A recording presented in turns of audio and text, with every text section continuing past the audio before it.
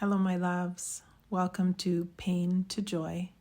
My name is Danielle Sutty, and I am so thankful that you and I are here together today. Before we begin, I invite you to close your eyes if it's safe, place one hand on your heart space and another on your lower belly, and take a deep breath in, deep into the belly. And a long exhale, calming your vagus nerve, shaking off all that no longer serves and perhaps never did.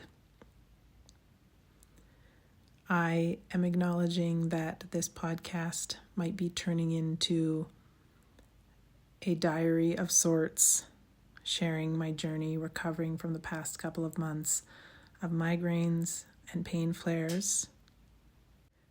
And I so appreciate your listening and your support. And I believe this podcast might be turning into what it was always meant to be, something that I resist still, which is my lived experience is in pain, and I have learned a multitude of ways and tools and practices and healing modalities with incredible people over the years to allow me to live a life with many moments of joy, even when there is an immense amount of pain. And something I have done for the majority of my life is focus on the good, but to the point of toxic positivity. And often when I get the urge or the sort of download, not sure where it comes from, to share on a podcast or to make a video and share it on social media, it's when I'm in a space of feeling good, feeling resilient, feeling strong. And as much as I do feel that, these last 2 months have been incredibly challenging. And so I'll use this as an opportunity to share what it's like to go back to physio after many years, to relearn and learn new things that will help me heal. And I will do my best to share the truth of how challenging, how painful it has been, it can be, and try not to sugarcoat. And my intention is always to share the truth and share my truth in the moment. Often that truth just happens to come when I'm feeling better, or when I've had an aha moment, or when I have a breakthrough after a big breakdown. It's the breakthrough that I want to share. But because I'm really deep in the trenches of having experienced multiple migraines and pain flares, which now has me living as though I've recently had a severe concussion, I'm going to share from where I'm at. And so today I went back to the wonderful physio who is so thorough and such an attentive listener.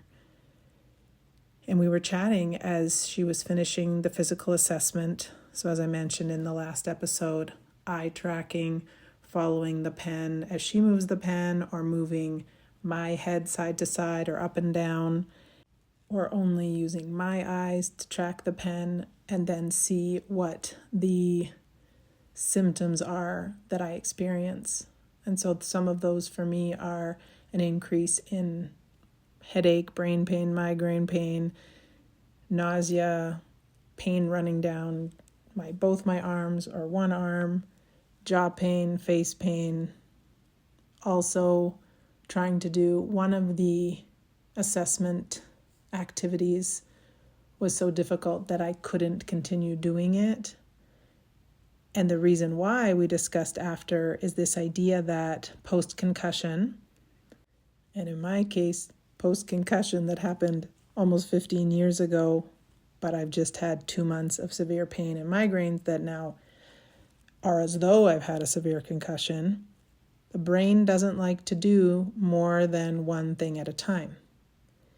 And as I was with the physio, I was discussing that a gift of experiencing central sensitization, where my central nervous system is on high alert a lot of the time, having increased pain, etc., having had this concussion we didn't know about at the time, has forced me to be more present in my life.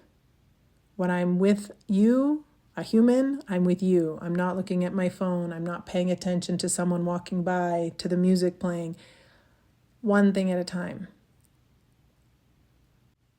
And I will admit that it is challenging for me to be with other humans when they are constantly distracted. I am distracted. It ramps up my system. My central nervous system, my pain system starts to get ramped up, even if I'm being present, but the person I'm with is distracted. So it's a hypersensitivity almost to that as well. But I share this because there are gifts in pain, there are gifts in our challenges and our struggles. And so as much as I am doing new exercises in order to get back out into the world and be able to enjoy doing more than one thing at a time at some point, I celebrate that through these experiences, I have become a more present person than I already was. I have been forced into presence, really, but to me, that's a gift. To me, in this super busy world where we have our phones and we have our distractions, and distractions are great because then we don't have to feel and we don't have to dig deep and heal our wounds. We can just be distracted. I celebrate and am thankful for the presence that I practice. And I am open to healing so that I can, for example, enjoy being with a friend and have there be music playing and have me be able to still concentrate on the conversation. Because even sitting in the physio's office today, there was some sort of inconsistent dripping noise. And it was so awful for me, like just hearing like a...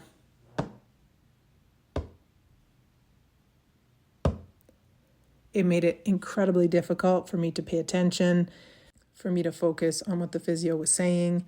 And we're in a small room that's quiet otherwise, with the fluorescent lights turned off and some daylight creeping in. But just those noises make me feel sometimes like I want to scream, or what I had referenced in last week's episode, that can make me feel like I have this electrical storm in my brain and I feel like really, really nauseous. And so I celebrate presence and I welcome healing so that I can enjoy multiple stimuli at once. And something else that came from this appointment today was that I went into this, for the last few days I've been saying to myself, yes, you have to update her on how you've been feeling. Yes, you're pretty much not in communication with anyone else. So when you're there, you want to capitalize on the face-to-face time and share symptoms that have arisen, but listen and learn. I just kept saying to myself, you're going to go to this appointment with an open heart and an open mind. You're going to be curious, you're going to listen, and you're going to learn. And after the appointment, I realized how thankful I am to myself for staying curious, for staying open, and for having a beginner's mind. Because as I've mentioned multiple times, I've done this eye tracking before. I've done these exercises before. The physio sent me some exercises tonight. I've done them before, years ago and for a long, long time. And she's sharing with me statistics or truths about how people feel post-concussion, or yes, hopefully you can see these people that are coming to town weeks from now, but you might have to leave the room and take breaks. You might have to do this. You might have to do that. I could have sat there and been like, yeah, I know about brain breaks. I know about this. Why are you telling me stuff I already know? Not 1 ounce of me felt like that. I just sat there and did my utmost to, with a beginner's mind, receive whatever information I could glean from her. Because maybe, just maybe, she's saying something that I already know, but she's going to say something that I don't. And I'm the first to admit, here I am all these years later, having gotten to a point where I think I just thought in the last couple of years when I've had flares that had me recover for 3 weeks, for 5 weeks, for 6 weeks, for 8 weeks, that's just the way that it was going to be. And that I've learned all the tricks of the trade, and my recovery needs to be quiet, often in the dark, minimal screens, minimal people time, maybe no people time, and this is just how it has to be. But I refuse to believe that, and I'm over it. So I will sit there with this amazing physio who in a couple of weeks is going down to the States to do a week-long course to learn more about concussion recovery, to learn more things that are going to help me. So I am excited. And even if she tells me 100 things and 99 are things that I already know, I am going to keep my ears perked and my eyes wide open to glean anything new and to hear what she has to say, because it validates my experience when she explains why it makes sense that I'm feeling the way that I'm feeling. And so I'm asking you, if you stop to reflect, are there moments in your household, at work, with friends, with family, where you don't have a beginner's mind? Because you know the person, you feel like you know what they're going to say, or you feel like you have nothing more to learn. Are you being open-hearted, open-minded? Are you leading with curiosity? Or do you feel like you go into most situations with the sort of hat on that says, I know everything already. I have nothing more to learn. Don't tell me my business. I got this. Because, like I said, I might continue to see this physio and she might tell me 100 things and I might already know 99. But I could miss that one thing if I have an attitude of, I already know it all. I don't have anything else to learn. I'm good. And I think that happens in our relationships, especially with the people that are closest to us. We think we already know, so we either don't bother communicating or we're not open for the conversation because we feel like we already know how the person is going to respond or what they're going to say. So as a little fun activity for this coming week, and you might have more of an opportunity than me because I will presumably be on my own at home, recovering, thankful, baby steps. I am going to invite you to go into a conversation with a family member, a friend, a lover, a colleague, with an open mind and an open heart, and lead with curiosity. Maybe you're asking a question that you've never asked before. Maybe you ask them a question that you've never thought of asking them before because you just made an assumption. So where could you use a beginner's mind more in your everyday life? And where could you be leading more with curiosity? And I will do my best to do the same, and I will make as many notes as I can to remind myself to report back in the following episode where I could be more curious, where I was more curious. Maybe I learned something that completely changed my perspective on things, and I would love to hear how it goes for you. May we open our minds and do our utmost to lead with curiosity. I'd like to share a joy from this past week.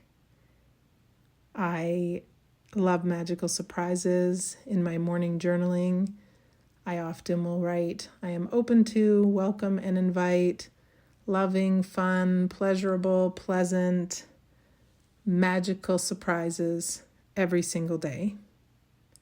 And yesterday morning, actually midday by the time I opened the patio door, I got the most beautiful magical surprise. I open up the blinds to the patio door. I was about to walk outside to see how warm it was, to see if I could spend some recovery time sitting on my patio. Last week it was in the minus 25s, minus 30 degrees Celsius. Then it shifted to as high as plus 10 in the last few days degrees Celsius. And because it's sheltered on my patio, I can often sit out there and soak in the sun, but I forgot because it has been so cold. And as I'm walking out, I look to the right and I see these beautiful, beautiful mittens. They're gray, and then they have little multicolored hearts all over them. And inside there's, I think, like sheep wool or fluffy amazingness inside. They fit. I have quite big hands. They fit. There was no note. I have no idea who they're from. I have some guesses. I have 2 guesses. But what a magical, wonderful surprise. And so whoever you are, if you're listening to this, thank you. What a beautiful way to brighten my day. And that will stay in my heart for a long, long time. So thankful. And I invite you to pay attention to magical moments and synchronicities in your own life. Because although I have no idea who the mittens are from, there is a little note that say who they're made by, and it says the woman's name, which is incredible. And they were made in Prince Edward Island. That is a province of Canada, where I actually lived when I was a little girl. I don't know if it was 2 or 3 years. I definitely went to kindergarten and grade 1 in Charlottetown, Prince Edward Island. And so yesterday I get these mittens, and I noticed that. And 2 days before, I was reading a book that I mentioned on last week's episode, Run Towards the Danger by Sarah Peyton. Highly recommend. And in the chapter previous to her talking about her concussion, she and her family, on a whim, decide to go to Prince Edward Island. And is that the biggest deal in the world? Maybe not. But I see the mittens. They say PEI. I love the mittens. They're so beautiful. I start thinking, I'm reading this book. They were just in PEI yesterday when I was reading. And then last night, because I had left Run Towards the Danger, the book by Sarah Peyton, in my beach retreat wellness room, otherwise known as an office, and because reading about her concussion was triggering for me and also healing, I've decided not to read it before bed, so I've left it in the beach retreat wellness room. So I decide to read one of the other multiple books that are lying on my bed, and one of them is called The Sound of a Wild Snail Eating by Elizabeth Tova Bailey.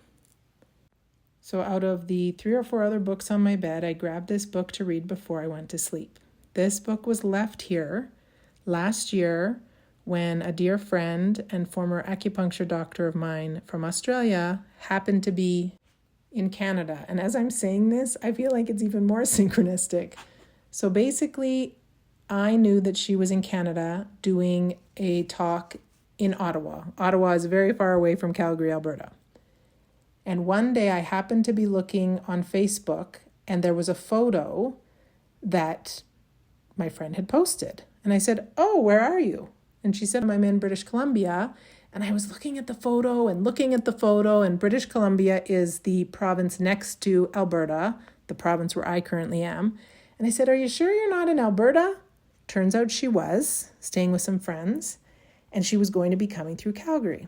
So I said, well, you're more than welcome to stay at my place.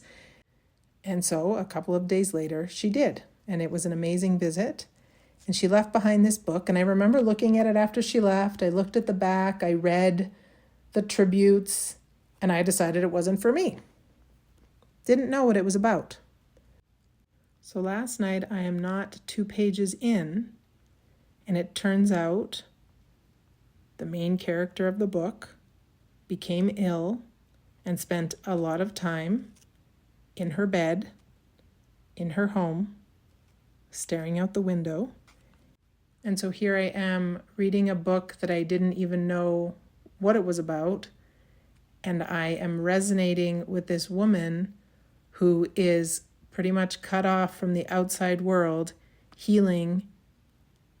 And I'm only a couple of chapters in, but I don't think it's a coincidence. I feel like it's a synchronicity. I feel like what I mentioned at the beginning of this podcast, which is I'm thrilled that I finally started a podcast last year. I've been wanting to do it since 2017. I'm thrilled that I came up with the name Pain to Joy because I do believe that a heart mission of mine is to continue to share that there can still be joy. Even if you're not experiencing physical pain, there are world pains going on right now. And I feel as though a lot of people think, well, how can I experience joy when awful things are happening? And all I keep seeing is how that is how you resist all the bad and yucky stuff. You commit to joy. You create joy. You share joy. And me picking up a book last night and reading about a woman who's stuck in her bed, which I have been a lot in the last however many years. And again, I'm over it. I don't want this for me. And I am determined to do what it takes to get stronger and to not come back to this place ever again. But all these little things that keep happening, these things that I'm reading that I'm resonating with, it's like they're saying to me, share what it's really like. Tell the truth about your pain. Stop resisting. One of the reasons that I know that I resist is because, and I may have mentioned this in a previous episode, years ago when I was able to attend the chronic pain clinic in Calgary, and there were group sessions at one point, I remember walking out and saying to a friend, it's like, it's a club that I don't want to be a part of. And first of all, it's rude because we all experience pain, and I don't think anybody wants to. And if your pain is short-lived or long-lived, what I know to be true is that in this lifetime, there will be pain, and it is all valid. And if I continue to resist sharing how it really has been or how it really is, that I'm cutting myself off from connecting with so many of you and other people who I haven't met yet who experience pain and maybe want to know that they're not alone in it, maybe want to see how someone else navigated it, maybe want to have someone else share their experience of joy amidst pain so that they can gain some hope that that exists. So pay attention to the synchronicities in your life.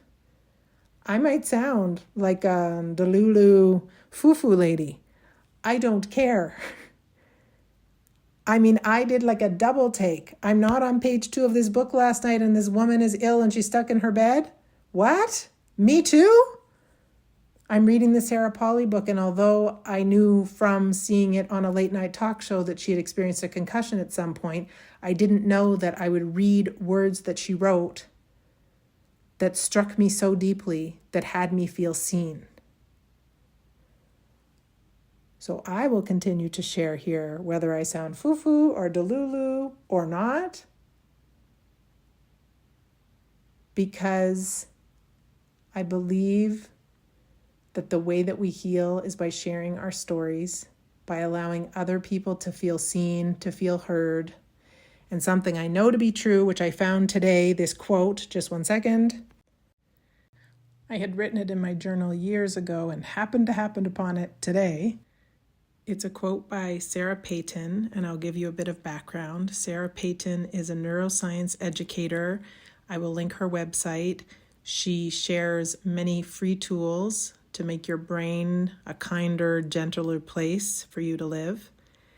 And the quote that I happened upon today that I love is, "It is the experience of not being caught, of not being resonated with in the aftermath that makes us fracture." I'm going to read that again and then I'll explain. It is the experience of not being caught, of not being resonated with in the aftermath that makes us fracture. And so I had heard her share that on a podcast video on YouTube, and the channel on YouTube is called Active Pause. I will also link that in the show notes. And in that podcast, she shares about loneliness that is associated with a brain being fractured or PTSD not being healed. And she shares this story of Nepalese boys who went off to the Civil War. And they experienced the horrors of war. And when they came back to their villages, the ones who experienced warmth and welcome had very low rates of PTSD. And in the villages where the boys were scorned and excluded, there were very high rates of PTSD. And so she goes on to talk about it is this idea of not being caught after a traumatic experience, of not being resonated with, that causes this fracture, that causes the ongoing trauma. And that it's very possible when you are accompanied in your healing, when you are resonated with, to heal. And I share that quote and story because if I had read, she hadn't written it yet, but if I had read something like Sarah Peyton wrote that made me feel seen and heard and understood years ago, it would have helped me get through my court case. It would have helped me not feel crazy at times. It would have made me feel like I was not being gaslit whilst I was undergoing litigation, court case, etc. for years after the car accident. And so I don't think it's an accident that I'm revisiting these wounds, that I'm going to 2 new physios who are incredible, who are incredibly compassionate, knowledgeable, thorough. I've had appointments with medical practitioners, and when the time is up, the time is up. I know we went over today. And that's because in one of the activities that I was doing, I literally couldn't do it anymore, became emotional because it was the same experience I've had when I've gone to Italian class the last few years. It gets to the point where my brain can't take anymore. And again, the physio was able to explain about how the brain doesn't want to do more than so many things at once, especially post-concussion, in my case, post-pain flare, post-migraines. But I don't think any of this is a coincidence. I think it's leading me to be the strongest, healthiest, best version of myself. And it's leading me to continue my purpose-led work in self-compassion and self-love and self-care and self-nurturing and self-nourishment, and in supporting others and sharing hope when there is pain. Because in our lives, there will always be pain. And it's how do we perceive it? How do we let ourselves feel it? How do we remember, like in last week's episode, when I had like a breakthrough, and use self-compassion in action, where we can provide ourselves calm tone of voice, soothing tone of voice, warm hand placed somewhere on our body, reminding ourselves that we are not alone, that many people are suffering. And at the beginning, as I was talking about having a beginner's mind in your life, I quickly looked up to make sure I was using the term correctly, and a beginner's mind comes up often when talking about living a Zen life, meditation, etc. And really, having a beginner's mind is mindfulness. This word mindfulness that's so scary, and being mindful. And I saw somebody at some point, a comedian, saying, yeah, before phones and all this technology, we were mindful all the time. We didn't have things distracting us. But mindfulness is non-judgment, present moment awareness. We are not judging the present moment. So when I'm with my physio and she's sharing facts or information or exercises that I may or may not know, I am not judging the present moment. I'm not judging what she's saying. I'm not judging that I was here a decade ago, 5 years ago, 7 years ago. I'm just in the moment. I'm not sad at it. I'm not mad at it. And so may we take more deep breaths, lead with more curiosity. And when we take those deep breaths, just be present in this moment. let's just do it now. So I've closed my eyes. What am I aware of in this moment? There's a noise coming from outside. It sounds like someone is banging on a plastic bucket that you would take to the beach to put sand in. I can be present to how my body's feeling.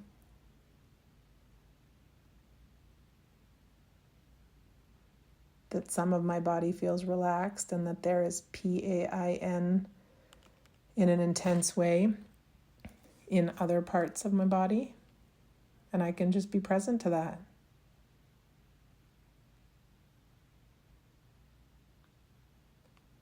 I can be present to the fact that I can feel my heart beating.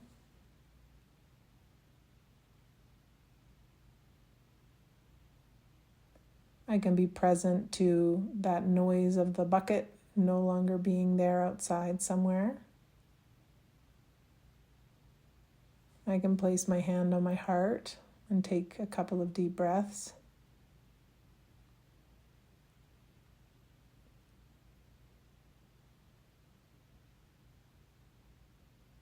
Just being present with myself. Acknowledging that you are out there somewhere listening, and that hopefully you have taken the last few moments to be present with yourself. And if not, if it's safe to do, press pause and just be in this moment. Nothing to change, nothing to fix, nowhere to go. Open to how it feels. Open to the sounds outside of you, how the air might feel on your exposed skin, how the breath might feel, whether you're breathing in through your nostrils and out through your mouth.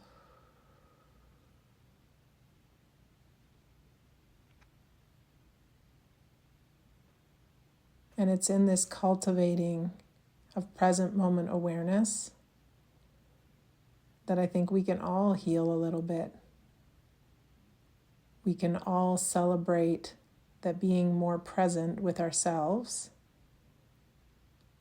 helps us to be more present with others, to not be afraid of connection, of eye contact, of real intimate conversations. We can become more aware of how we feel in our bodies when we feel good and when we don't feel so good. We can start to embrace more of our own instincts and see those synchronicities because we're more in tune with our bodies, our hearts, our souls. And maybe it's because I spend so much time by myself that I feel like I'm seeing these threads, this idea that you connect the dots going backwards. So I'm connecting my dots between this book and that book to everything that led me to coming back into rehab, that I will continue to have a beginner's mind, that I will continue to stay curious. And I truly hope that as you allow yourself to feel into this present moment, to feel into your body, that you will start to recognize, see, and acknowledge the magic and the synchronicities that are all around you. And may you see them more and more. May you see how your life is connected and is happening for you. The best is yet to come. Sending love, sending thankfulness for your continued support. I appreciate your listening. Those of you who live closer by, I cannot wait to be able to reconnect in the real, share a hug and have conversation that will feel good and that I will not need an excessive amount of time to recover from. And I am getting there little by little, day by day. And thank you to the incredible physios that I'm seeing for your support, for the validation, for the reminders that as much as I'm optimistic and I'd like to get out to do some things, I'm not quite there yet. Thank you to all of you who care for any other humans. Thank you for what you do to listen to others, to help them feel supported, to help them feel loved. Thank you for being a wonderful friend, an incredible family member. Thank you for all you do to raise the vibes of this world. Please share your joy. Please make time for joy. And share it with me. Tag me whenever you want to share joy. Send me a message, dksutty@yahoo.ca. You can connect with me on Instagram, Danielle.Sutty, Facebook, Danielle Sutty. You can listen to this on YouTube. You can comment on there. Let me know what resonates, what doesn't. Let me know about the synchronicities in your life. And let me know how it feels when you come to familiar situations with a beginner's mind.